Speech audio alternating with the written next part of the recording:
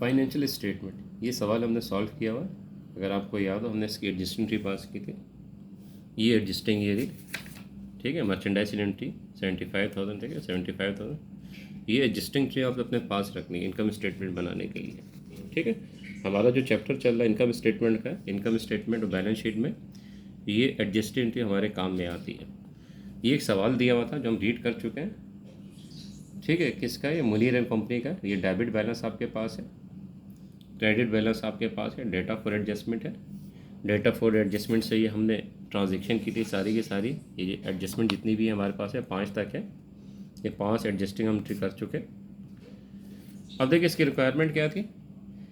First requirement है income statement for the year ended December 31, 2006। यानी आपने इनकम स्टेटमेंट बनानी है एंड में। तो हम ये इनकम स्टेटमेंट बना रहे हैं। अब आपके सामने इनकम स्टेटमेंट का स्टेप अगर आपको याद हो तो ये रहा। पहला स्टेप क्या था आपके पास? नेट सेल निकालना है, ठीक है। नेट सेल निकालने का तरीक़ेकार क्या था आपके पास? ये अगर आपको याद हो, sale less sale return sale discount. तो आपके पास क्या निकल आएगा? नेट सेल, ठीक है। ये 100 माइनस कर दिया सेल रिटर्न और सेल डिस्काउंट 5 तो नेट सेल कितना लाया? 90। तो ये आपके पास नेट सेल निकल आया। तो नेट सेल इसी तरह हम निकालेंगे। सबसे पहले हम यहाँ पे सेल की फिगर लिखेंगे, यहाँ पे लिखेंगे सेल।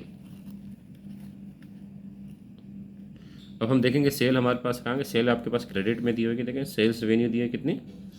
2,70,000। सेल्स हम लिख लेंगे 2,70,000। अब हमने देखना है इसमें से लेस करना है सेल रिटर्न और sale discount. Less sale return और सेल डिस्काउंट, ठीक। अब सेल रिटर्न सेल डिस्काउंट आपके डेबिट में होगा। डेबिट में देख हम कहीं नज़र आ रहा है cash, account sale, merchandise inventory, unexpired insurance, purchase, carriage in, salary expense, sale return allowance कितना? 20,000। अच्छा, office equipment and money drawing. यानी आपके पास सेल रिटर्न दिया हुआ, सेल डिस्काउंट आपके पास नहीं है। सेल रिटर्न कितना आपके पास? 20,000। ये आ गया सेल रिटर्न आपके पास 20,000। सेल डिस्काउंट आपके पास नहीं है तो आपने नील लिख दिया, सही है। जो 20 प्लस किया तो कितना है? यहाँ पे 20 आ गया। माइनस करेंगे सेल में से cell return and sale discount को कितना आ गया आपके पास? 2,50,000, 2,50,000। ये आपकी क्या आ गई? इसको हम कहते हैं नेट सेल। ये आपके पास आ गई नेट सेल 2,50,000। नेक्स्ट स्टेप अगर आपको याद हो क्या निकलना? कॉस्ट ऑफ मर्चेंडाइज सोल्ड या कॉस्ट ऑफ गुड्स सोल्ड, ठीक है। Second step. अब इसका भी पूरा एक फॉर्मेट था, ये देखें। कॉस्ट ऑफ गुड्स सोल्ड निकालने के लिए merchandise inventory, beginning, purchase, purchase return, purchase discount, net purchase, transportation in, cost of goods available for sale, फिर लेस मर्चेंडाइज इन्वेंट्री एंडिंग, ठीक है। तो ये आपका पूरा कॉस्ट ऑफ गुड्स सोल्ड निकालने का एक फॉर्मेट है, स्टेप है। तो अब हम सेकंड हेडिंग लगाएंगे कॉस्ट ऑफ गुड्स सोल्ड, ठीक है भाई। यहाँ पे हम लिख रहे हैं कॉस्ट ऑफ गुड्स, ये मर्चेंडाइज सोल्ड, ठीक है।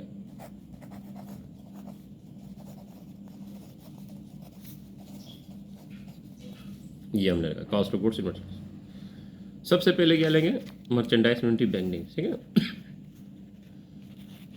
इन्वेंट्री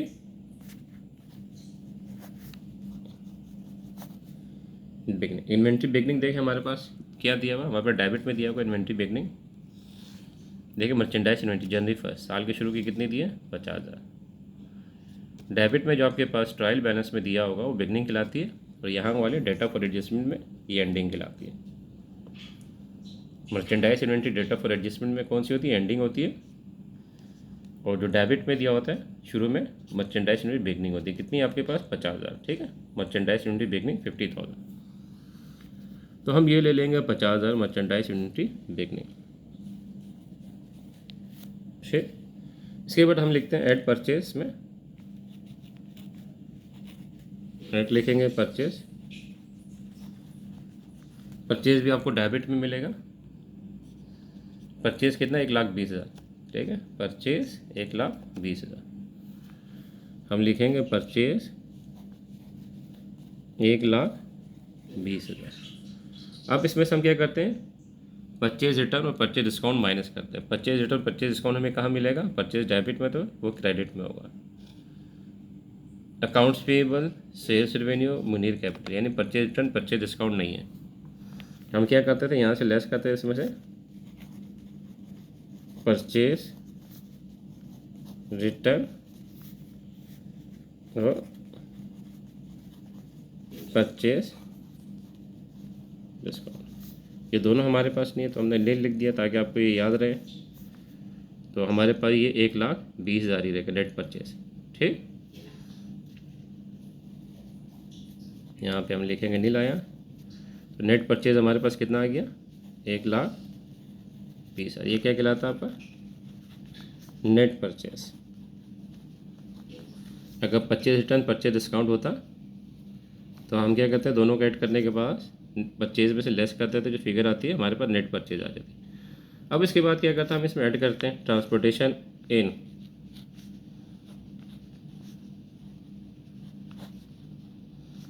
ट्रांसपोर्टेशन इन यानी जो आपने सामान खरीदा उसका किराया आप इसमें ऐड कर देंगे। ट्रांसपोर्टेशन आपके पास डेबिट में होगा, देखना ये रख कैरेज इन। कैरेज इन ट्रांसपोर्टेशन इन एक ही बात है, कितने से 6,000 से 6,000 आपके पास दिया है कैरेज इन ट्रांसपोर्टेशन। तो अब हम क्या करेंगे, यहाँ पे 6,000 ले लेंगे, ये ऐड हो रहा है तो कितना हो गया, ये 1,20 और 6 1,26 और बिगिनिंग में कितना है 50। अब हम क्या करेंगे, इसको ऐड कर देंगे, 1,25 1,26 और ये कितना हो गया हमारे पास 176। 176 ये क्या कहलाएगा आपको, cost of goods available for cell. इसको हम क्या कहते हैं, cost of goods available for cell. 176 का आपके पास स्टॉक पड़ा हुआ था सेल करने के लिए। अब इसमें से कितना बच गया वो हमने माइनस कर देना है, मर्चेंडाइज इन्वेंट्री एंडिंग, ये देखें डेटा फॉर एडजस्टमेंट कितना 75,000। हम क्या करेंगे, इसमें से लेस कर देंगे इन्वेंट्री एंडिंग, कितनी दी थी 75, तो हम यहाँ पे लिखेंगे 75 लेस कर देंगे, तो हमारे पास कितने निकलेगा 1,01,000। 1,01,000 हमारे पास निकल आया। क्या निकला है, कॉस्ट ऑफ गुड्स सोल्ड। 1,76 में 75 माइनस के तो 1,01,000 निकला है। हमारे पास क्या निकला है, जो हम निकाल लेते हैं कॉस्ट ऑफ गुड्स सोल्ड, ये निकला है।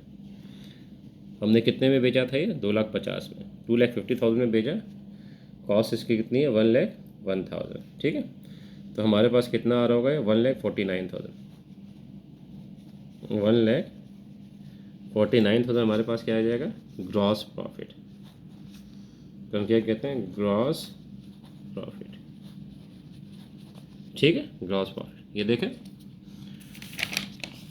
पहले नेट सेल निकाला, step second cost of goods sold निकाला, स्टेप 3 की ग्रॉस प्रॉफिट। देखें ग्रॉस प्रॉफिट किस तरह निकाला था, ये देखें बताया मैंने आपको, सेल में से माइनस कर दिया कॉस्ट ऑफ गुड्स सोल्ड तो आपका ग्रॉस प्रॉफिट निकला है। ठीक है, तो ये आपके पास ग्रॉस प्रॉफिट निकला है 1,49,000। ठीक है, यही स्टेप थे। देखें ये वाला जो कॉस्ट ऑफ गुड्स वाला स्टेप हमने इसको फॉलो किया पूरा सेम यही। ठीक है, ये पूरा फॉलो किया, merchandise inventory, purchase, purchase return, purchase discount, net purchase, transportation in, cost of goods available for sale, फिर मर्चेंडाइज इन्वेंट्री एंडिंग, यही चीज़ हमने यहाँ पे फॉलो किया। ठीक है, नजर आया। अब इसके बाद कौन सा स्टेप होता है, स्टेप 4 आपके पास क्या है, ऑपरेटिंग एक्सपेंस।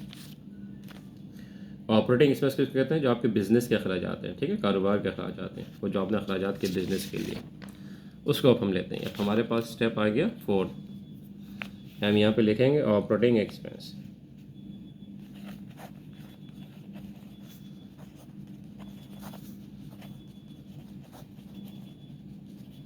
ये भी लेस होगा किसमें से, ग्रॉस प्रॉफिट में से। अब देखें ऑपरेटिंग एक्सपेंस हमारे पास क्या क्या है। सबसे पहले डेबिट में आ जाए, कैश हमारा एसेट है, अकाउंट्स में हमारा एसेट है, मर्चेंडाइज इन्वेंट्री हमने ले ली, ये भी एसेट है। अनएक्सपायर्ड इंश्योर यानी प्रीपेड, ये भी हमारा एसेट है। इसमें से हमने देखना होगा कितना हमारा एक्सपेंस हो चुका है, ठीक है ना। परचेज हमारा एसेट में हमने ले लिया, बैलेंस शीट में कैरिज इन भी एसेट में आ गया। इस सैलरी एक्सपेंस देखें, सैलरी एक्सपेंस हमारे पास है कितना 50,000, ठीक है। सैलरी एक्सपेंस हमारे पास एक आ गया 50,000 से। अब हम यहाँ पे लिखेंगे सैलरी एक्सपेंस कितने से 50,000। लेकिन हमने भी देखना नीचे कोई डेटा फॉर एडजस्टमेंट कोई सैलरी की हमने कोई ट्रांजेक्शन पास तो नहीं किए।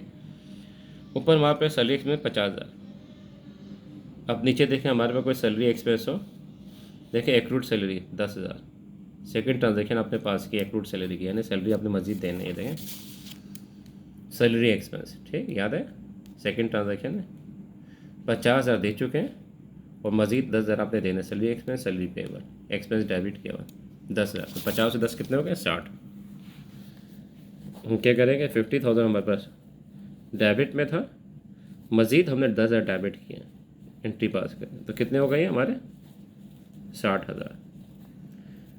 सैलरी एक्सपेंस हमारे पास गिवन में था, ठीक है 50,000, मज़ीद हमारे पास हमने 10,000 की एंट्री पास की, डेबिट किया सैलरी एक्सपेंस, तो कितने हो गए 50 और 10 कितने हो गए हमारे 60 हो गए, ठीक।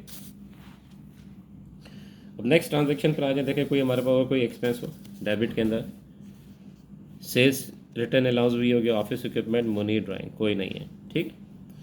यानी यहाँ से सिर्फ आपको एक सैलरी एक्सपेंस आपका अकाउंट मिला। अब आपने देखना है कि आपने एंट्रियाँ कितने एक्सपेंस की पास की डेटा फॉर एडजस्टमेंट में। अब आ जाए, अब हमने यहाँ से एंट्री पास करनी है। अच्छा मर्चेंडाइज इन्वेंट्री तो हमारी एसेट, ये एसेट है। यहाँ देखें सैलरी एक्सपेंस हम रिकॉर्ड कर चुके हैं, ठीक है डेबिट में था, ये 10,000 हमने यहाँ पे ले लिया। उसके बाद एक इंश्योरेंस एक्सपेंस नजर आए डेबिट में। इंश्योरेंस एक्सपेंस हमारे पास 12,000 से, हम ये ले लेंगे इंश्योरेंस एक्सपेंस कितने से 12,000 से, 12,000 से। इसके बाद देखें आगे, हाँ एक और एक्सपेंस नज़र आ गया आपको, बैड डेट एक्सपेंस नज़र आया डेबिट में 5,000 से, ये ले लेंगे बैड डेट एक्सपेंस।